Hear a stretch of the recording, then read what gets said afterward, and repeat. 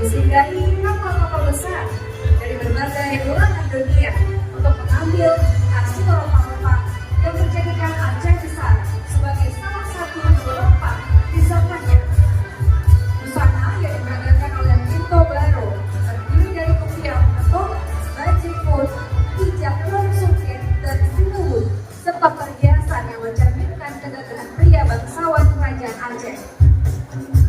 Didampingi oleh Dara Baro yang mengenakan busana dengan tema hijab dua belahan, berwarna merah dengan hijab sawah, hijab sungkit, dan seluruh menunjuk lengkap dengan perhiasan yang mencerminkan keindahan dan keagungan wanita Aceh.